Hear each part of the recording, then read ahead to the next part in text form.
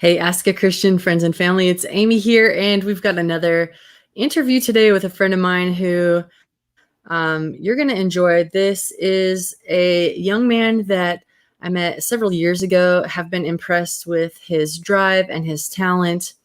And before we get into it, I do want to welcome some new subscribers: Sandy Hawthorne, Patrick Ginzo, Jeffrey Kumjian, and Patty Romero. Jeffrey, you can tell me if I'm not saying your name right, but always grateful when something that you've seen touches your heart, when you learn something about God. So thankful for the growth of our small channel. We just want to do this for the kingdom.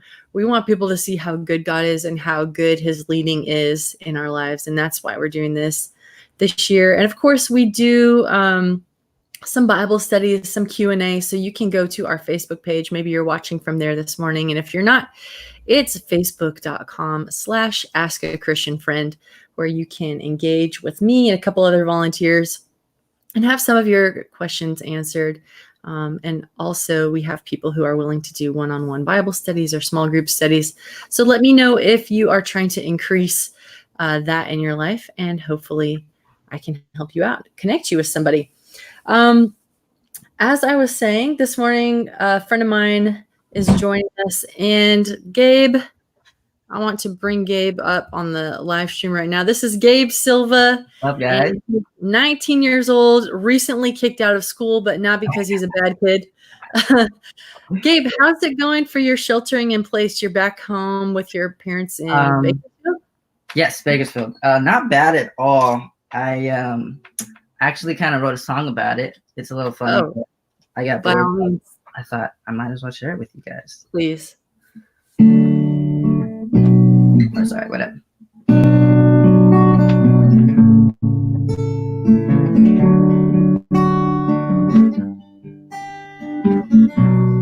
know I'm not alone when I sing this song, but I've been stuck at home. Oh, yeah. For way too damn long. I picked up a few new tricks on the way. I'm an archer, a baker, a chef, I'm a poet. I'll be damned if you catch me cutting my own hair. I'm a mechanic.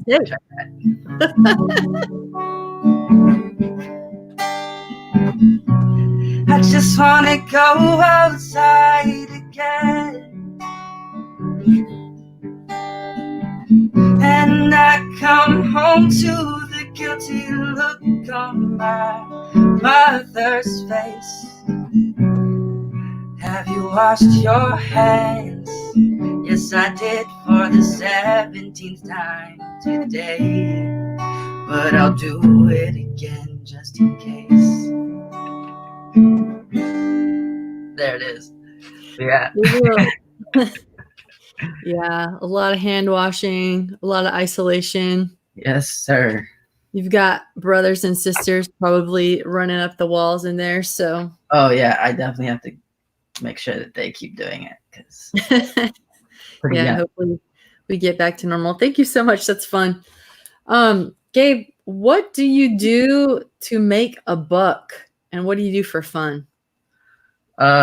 Make a buck. Before, I was singing at churches, but that kind of went to a halt after all this COVID-19 stuff. That before, and for fun, I like to do write music. Sometimes it's a little more serious, and then there's other just random stuff that I like to do like that. Yeah, absolutely.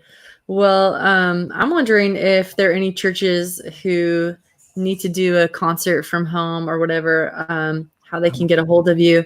If that's the case, I'll grab your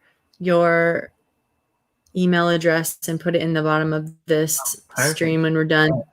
So if anybody needs to help with their church music, we can let you know. Just pausing here to say good morning to Denise. She says, nice. Thank you. Denise, thank you for joining us, and good to see you back. Gabe, tell me a little bit about your spiritual atmosphere growing up and kind of the foundation that you had? Did you grow up in a Christian home, and what powers were leading you toward or against God in your growing up years? I definitely grew up in a Christian home. My mom and dad, I was both Christian. I grew up in the church, but I had both aspects of like definitely on fire and like in there singing all the time, and then the other part where it's like, do I have to go again? But more probably around 15, 16 is when I became a more independent idea for me to go to church on my own. Like I started to enjoy it.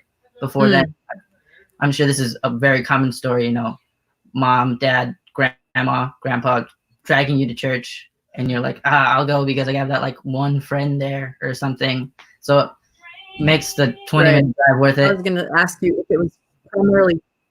Yeah. So at one point it was primarily social, and then something happened, something clicked. Do you remember anything about that time? Like, did you hear a message? Do you feel like God spoke to you through nature? Was there anything that created that turning point for you?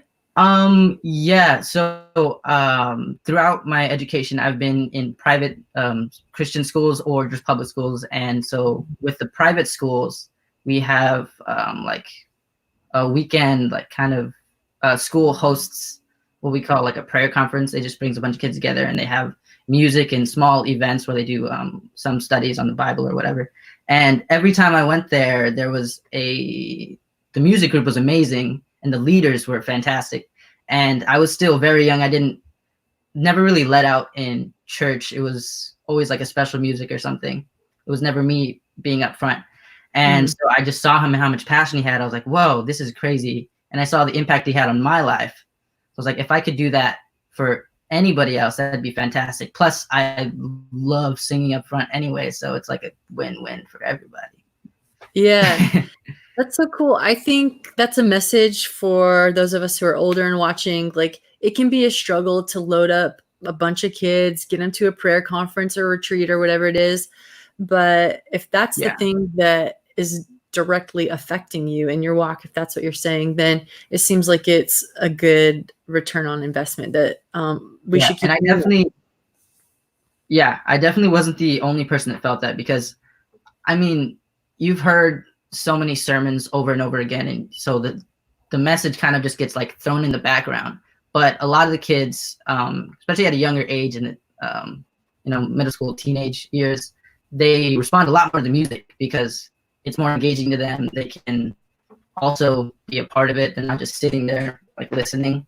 And so even after every conference like that I went to, I always heard like, oh, the music was great this year, or maybe they needed a better leader. And that's something that they were disliking about it. Yeah. For somebody who's super into music, what's the difference to you between like a great musician and a great like song leader, a great worship leader? You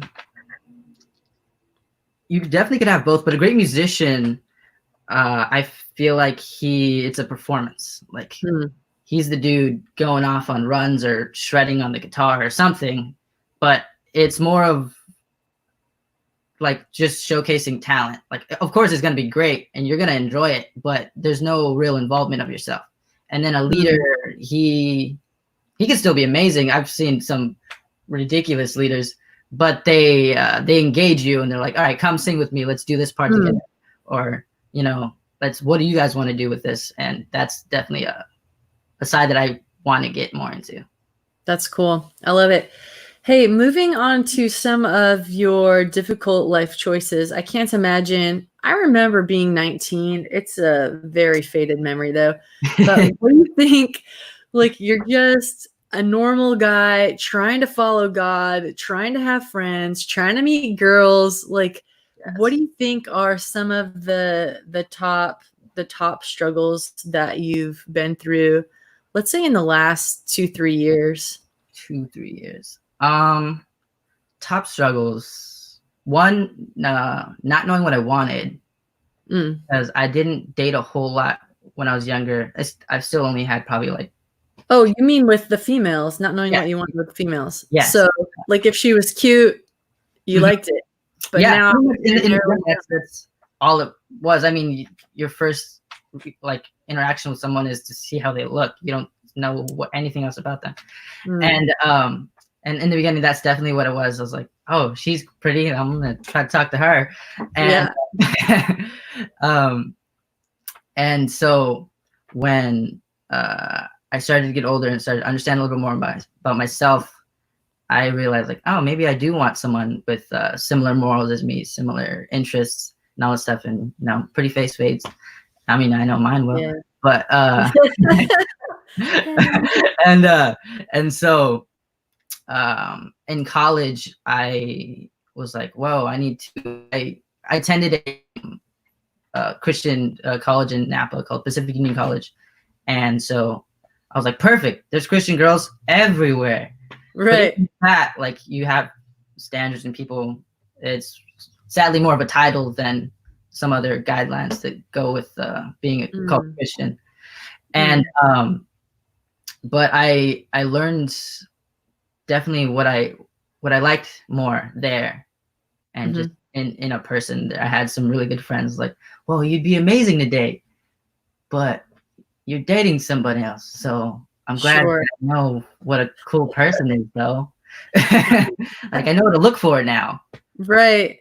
So that's interesting, kind of the whittling down, because when you're in public school, and I did public school thing too, there were a lot of people labeling themselves as Christians that aren't living that. So you have this like broad funnel, and you're trying to get narrower and narrower to not only what you want, but what you think God wants for you. We've had that talk, so I know I'm not putting words in your mouth.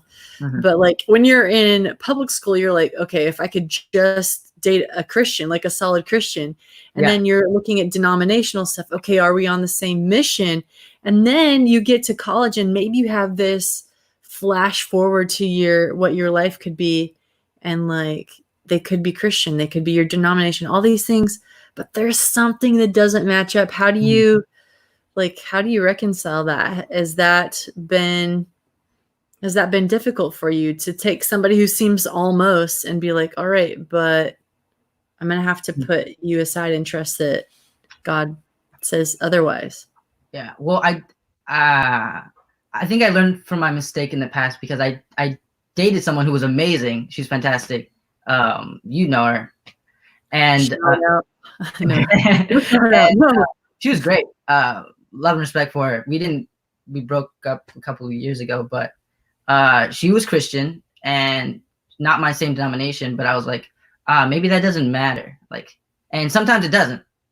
But so it's definitely not a deal breaker to me, but there were just certain things that weren't lining up, and I definitely saw myself compromising on a lot that I didn't think I needed to or should have. And so in the end, that's why it didn't work out. But I think realizing that and experiencing that on my own was like, okay, I knew what that was, and it was great, but it's not what I want exactly. And I don't think I'm asking for like the impossible.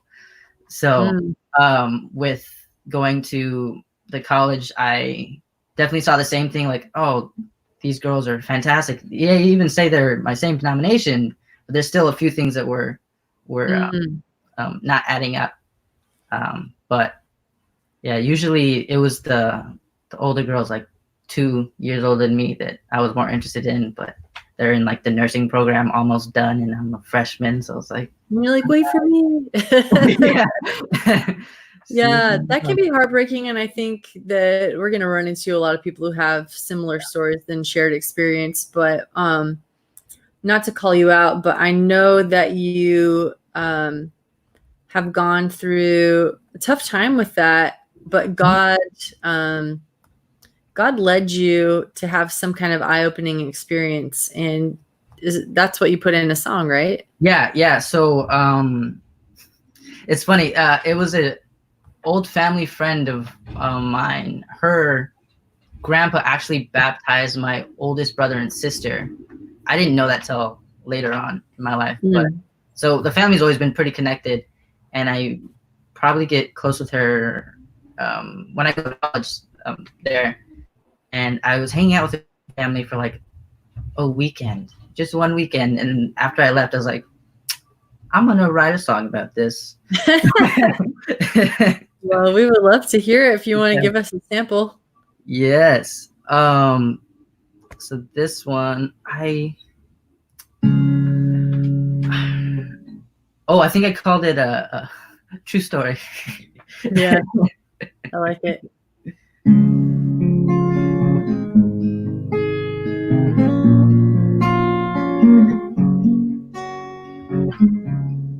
Memories will come and go, and some will fade away, but this one I can't forget. The first time I held your beautiful hand, we were on our knees in prayer.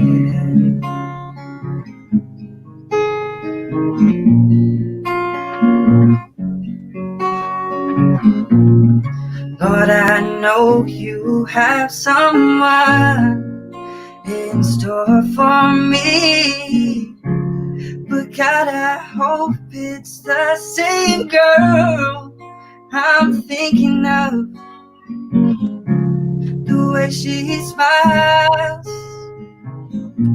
the way she can light up a room. Oh, and her voice, I hear God's mercy shining through, and I'm mesmerized. I can't help but stare at you. No, I can't help it, I'm defenseless, but it's right where I wanna be.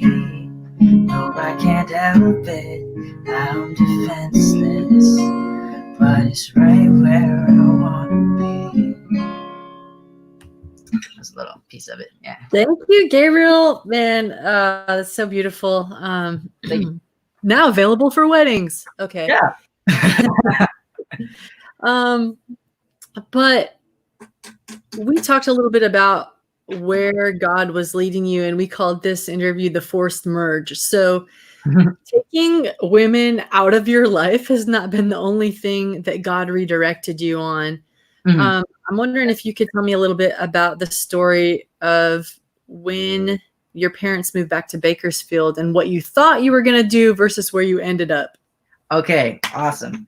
So it all started when my sister actually went to the same college, Pacific Union College. She was the first one in our family to graduate with a bachelor's degree, and then she actually had it in nursing there. She's a nurse now in Salinas, and she's the one that kind of inspired me and my older brother Samuel. There's 7 of us total, so there's a lot of us, but me and my older brother Samuel were like, okay, dude, let's do this. You know, it's possible now. Kayla, or my older sister, she did it, so obviously, and so many others have. So Samuel went to the nursing program at another college in Tennessee, and so naturally I was like, okay, nursing is a great job. They get paid well. Their hours can be great if you do it right. I might as well go into nursing. My mom is a caregiver, so the medical field has always been something I've been a lot more drawn to and interested in. And so I was like, well, I'm a senior in high school. I think I'm going to go into nursing. And so I was kind of set on it. I didn't really know anything else about nursing as a profession.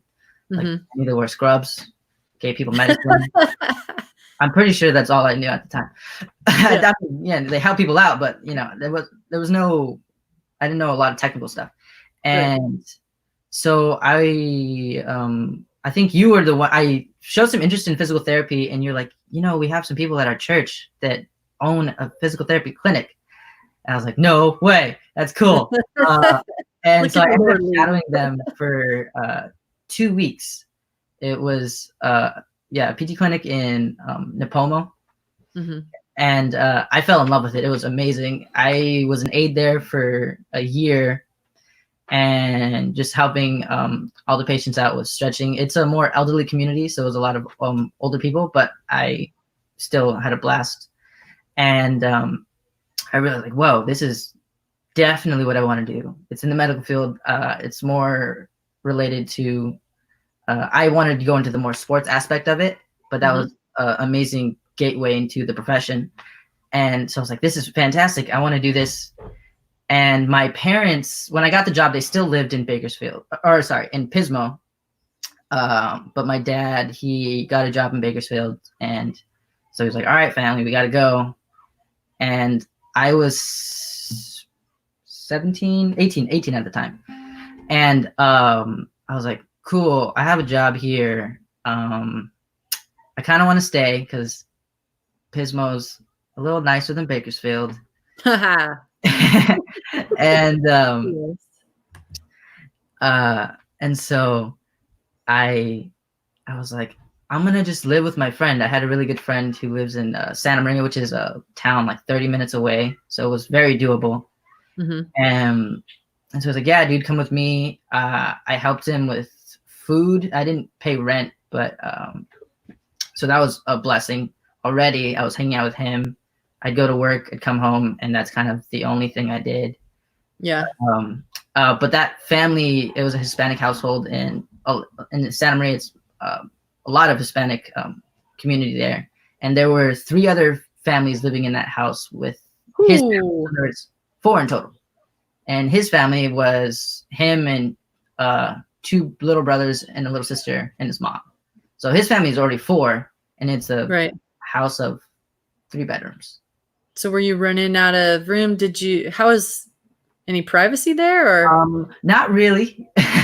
And I was me and my friend Mario were the only ones that spoke English, so I was very confused most of the time. My parents are Hispanic, but I don't know a whole lot. I didn't get yeah. So a lot of smiles, just waving. Right.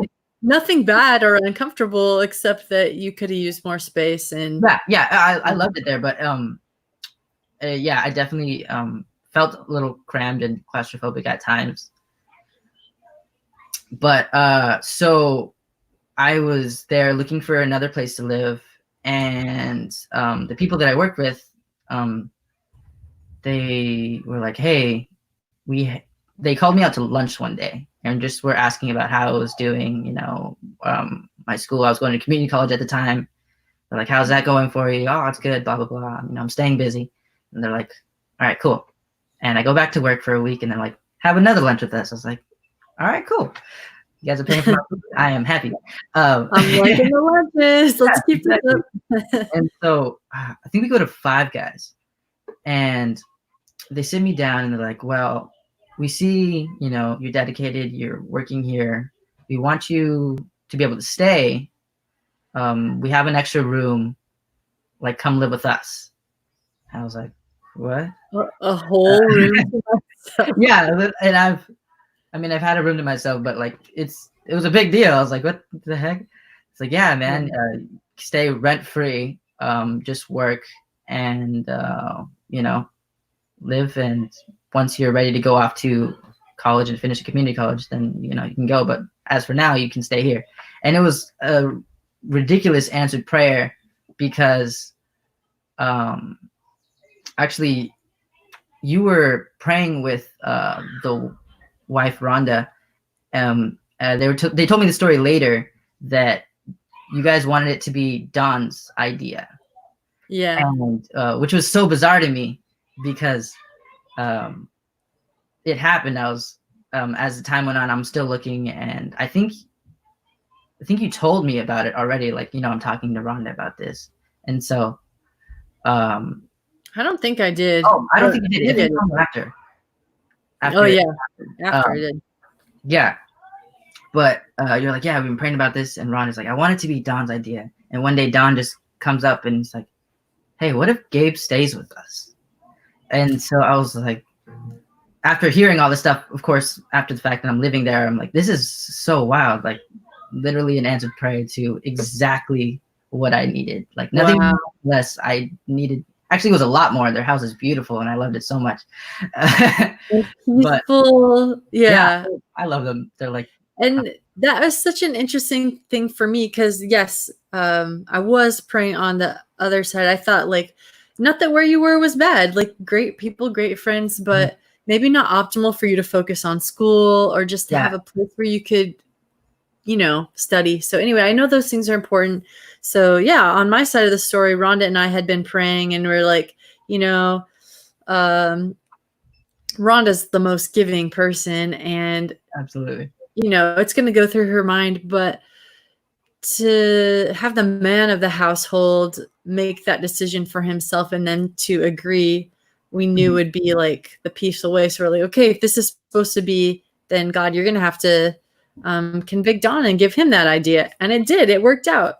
And I think that that's a big deal, not just because it's a place to stay. By the way, if anybody is watching this, I want you to know that God does answer prayers, and that we'll pray with you if you just send me a message, because this stuff changes lives. And but Gabe, I think the real thing here is that was a designation from where Don and Rhonda went from your employers to now this is like family and friend, and that's a huge thing, right? 100%. Yeah. No, that was actually the first time something like that is happening. Of course, gifts and stuff, but to that such extent was a pretty big deal. And that was actually just the beginning of their giving into my life. Wow. Later on, my car broke down. I was driving a 1991 Geo Metro, or maybe a 92. Doesn't really make much of a difference. Yeah. And one day, wasn't the first time, but it broke down on the way to work. And so Don and Rhonda were like, hey, maybe you should start looking for a new car. I was like, great idea, guys. And my family's not that wealthy. My dad works in construction. My mom's a caregiver. So we get along, but it's nothing crazy. And how many kids again? 7. Yeah. 2 are out of that house. But yeah, so he's still around 5 of us. 5 who could use financial support. Yes. Okay.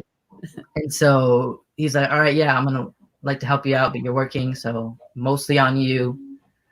So my budget was like 2,500, maybe 3. I could, if it was really worth it, but 3's even kind of pushing it.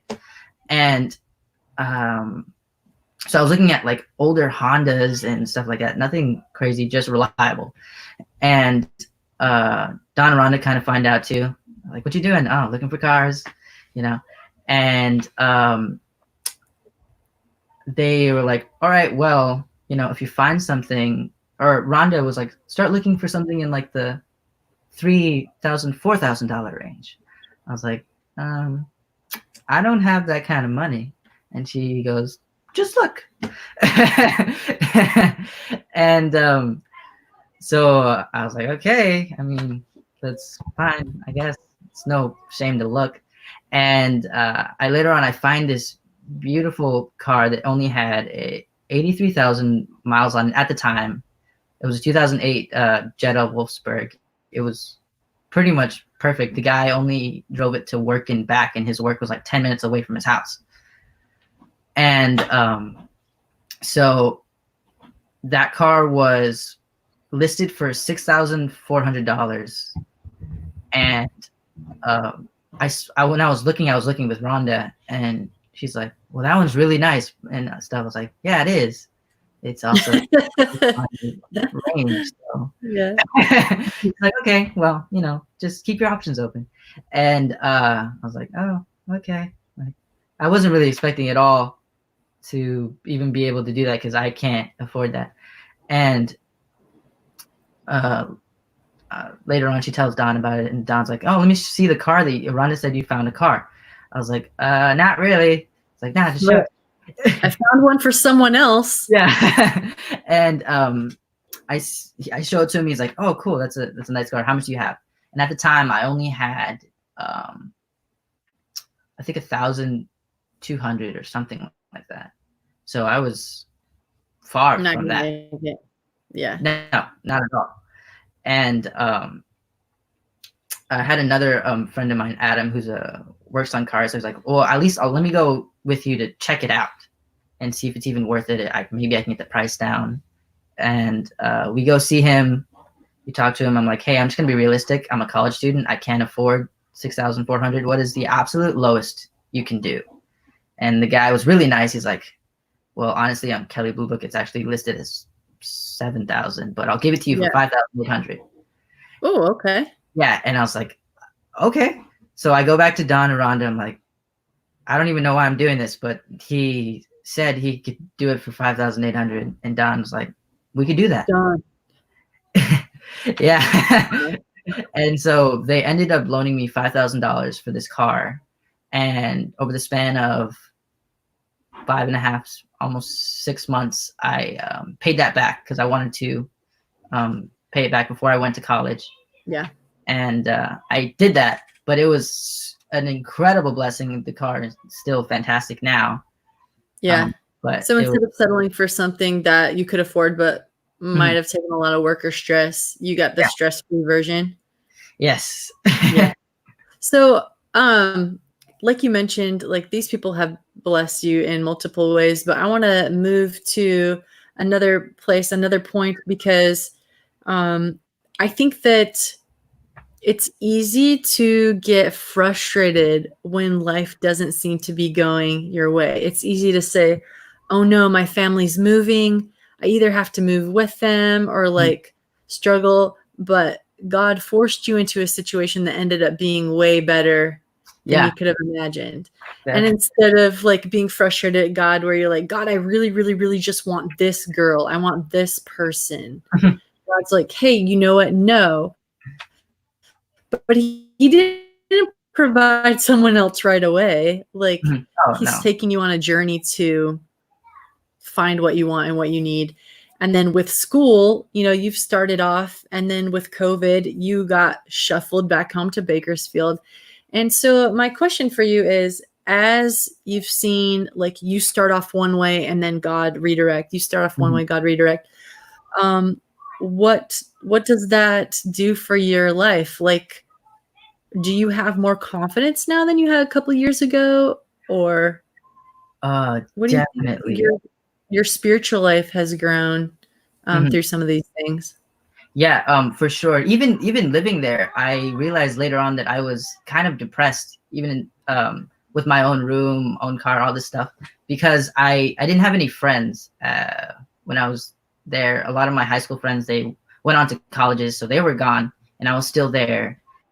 And my schedule was pretty much just work, come home, sleep, wake up, work, and I even very rarely left my room just because I didn't think I had a reason to. Probably eat and then go back into my room. And you were prepping for self-isolation for now. Yeah, I was already doing it. I'm really good at this. So I was not really struggling with that. I wasn't, because I felt so drained of energy, I stopped going to church as much. And so I wasn't, the thing that I find the most beneficial to me is not only going to church, but being a part of it, you know, singing, being a part of the music aspect of it. And I wasn't doing any of that for months. So I didn't feel a drive to come back because I wasn't involved, and I didn't have enough energy to even put myself out there. So it was just all this bad. Yeah. And so I just sat down. I was supposed to be studying for some big test. I was like, all right, it is 11 o'clock in the morning. I'm going to take a 10-minute break. I'm going to just relax, calm myself down, and try to write something or just play my guitar. And that day I ended up writing an entire song. It was my first song that I ever wrote. Sweet. And I didn't stop till like 12:45 a.m. It was like the entire day, and I actually got a text from Rhonda. She's like, "Hey, love that you're doing music, but you know, you kind of have to sleep." About that test. Yeah. Well, is that a song that you can share, just like the first verse and chorus with us? Yes, definitely. So this one came out of that. Yeah, this guy. The first half is kind of what all of my kind of frustration, doubt was to God. This is a song, me talking to God. And then the second part is him kind of answering. Okay. So yeah, let's do the whole thing. Oh yeah, that's fine. Okay.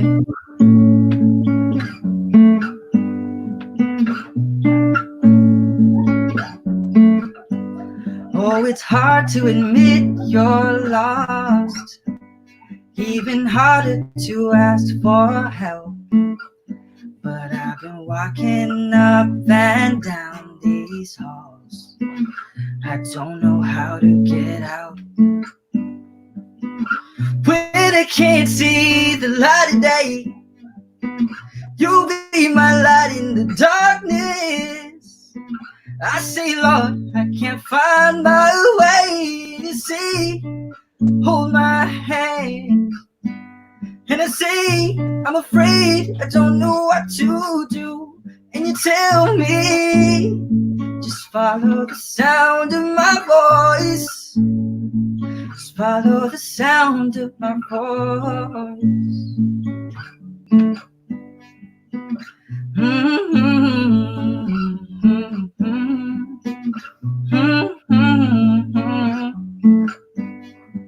I'm hesitant to reach out for your hand. I've been stuck in this place for so long. I'm used to the feeling of being alone. I don't know what else to call home. And you tell me, oh no, you got it all wrong. And you comfort me, dear child, it's time to come home.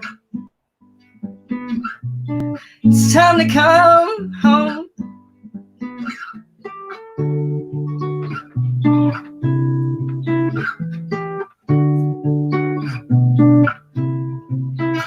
Oh child, you can't see the light of day.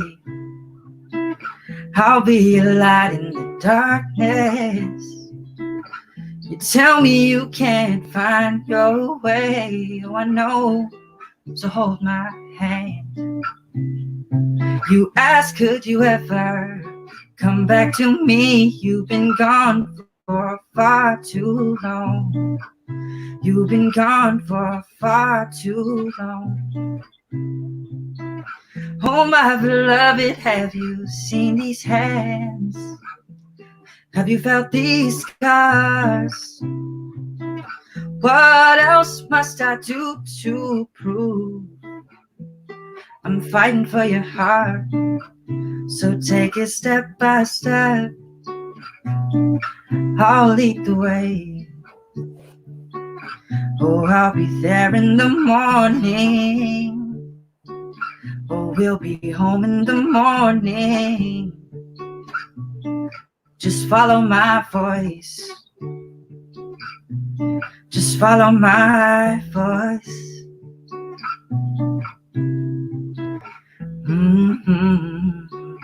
Oh, oh, oh, oh, oh. Ooh, I loved it as much this time as I did the first time. Thank you. Yeah, that's my favorite too. Yeah. So, Gabe, you love music. You're beginning to see that God's leading. Where do you hope? Not that we're trying to tell God what to do, but where do you hope He's leading you in the next 5 years? What are some of the things that you're wanting to accomplish for yourself, for the kingdom? 5 years. Well, I am trying to write more music, and it definitely comes more natural to me to do more something Christian based, and I'd want to do that more for churches around California that I can get to. Had a little taste of that, but I'm kind of addicted now, and I love it so much. So I'd want to lead out more, just to share my talents, because I know there's someone else that would be in the crowd who has the same mentality as me. You know, I love singing up front. I love doing music, but I'm just a little too shy, or haven't had the opportunity. That was also something that I struggled with, was just no one offered, or I didn't ask as well, because, you know, again, being too shy. So just to give that same opportunity that I had to someone else. I just want to read a couple of comments here. Our friend Jody Knowles is on. Hi, Gabe. Hi, Amy. Hello. And Alondra is on. She says she loved that song, Gabe. Denise says, thank you, Father, for Gabe's talent. And Delcy Turpo says, amen. So, guys, thanks for joining along with us.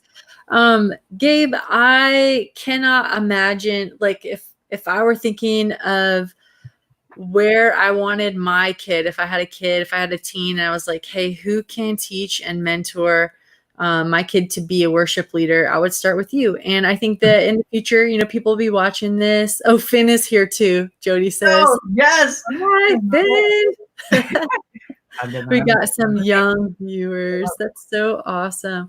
But as I was saying, I think that in the future, there may be requests for guitar lessons from you or to do a worship leader course. Are you interested in doing that for, even online, even now, doing a small group course like that? Absolutely. I haven't done it before, so I would love to try, though. I've seen enough, worship leaders to know what I do like and what appeals to me and what does not. So I think that would be something valuable. Yeah, I do too. Well, I can't wait to see what God does through and for you in the next year. It's been such a blessing. You told me that in hard times, you have a hymn that you really like that you go to. It's kind of your prayer. Which one is that? What does it mean to you? It was Just a Closer Walk with Thee. That was the first hymn that I kind of made my own at my home church in Pismo.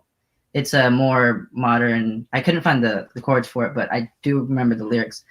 At my church, it was a more elderly community, so I had to learn how to kind of adapt my style of music as well with hymns, and that was the first one I did it with. But Just Closer Walk with Thee. And the song was pretty significant to me just because I was not only able to connect like my own interests, but theirs as well. And so it kind of taught me how to bring a community together. It wasn't even the lyrics of the song. It was just the impact that it had. Right. Yeah, that's so neat when you can feel like you're being true to the style that God's called you to and something you like, but also lead other people, multi-generational worship. If there are any questions for Gabriel, make sure you get them in now. I have one more question for him. And then if anybody wants to say anything or Q&A with him for a second, let me know. But thank you, Denise. Bless you both. And thanks again. My last question for you, Gabe, is speak to the 18, 19, 20-year-old who's watching this later and feeling those frustrations with girls and God and what do I do with my life and career. Speak to that person. Let them know what your faith has done for you so that they can hang on. Patience is definitely a big one because it's when you decide to kind of do your own thing, like, this one's kind of good enough, where you might get into a little trouble.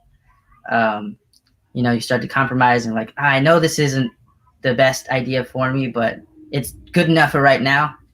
Sometimes it's better just to wait.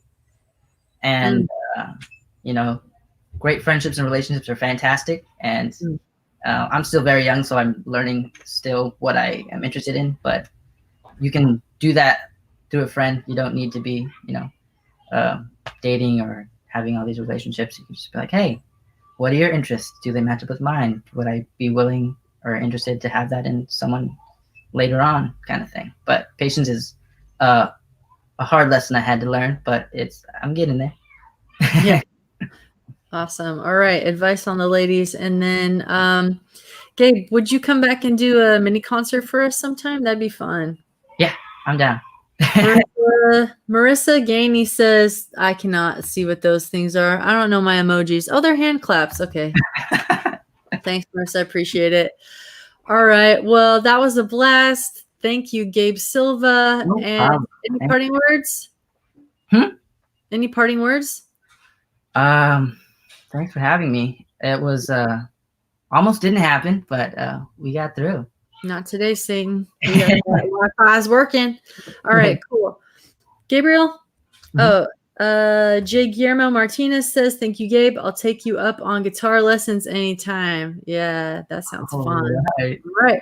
Well, I'll make sure that you can connect with Gabe in the discussion box below, both in Facebook and eventually on YouTube. YouTube has been processing slow. So we will have info on how to contact Gabe. And then, of course, you can just ask me in the meantime. And Alondra says, it's great to hear your story. I think the Me Too is on the guitar. I don't know. Maybe she just wanted to say Me Too. Me Too! All right, Gabe, thank you so much. And I'll see you again another time. Let's do a concert together. I mean, you know, like, yeah, mostly you. You know. All right. Bye, my friend. See ya.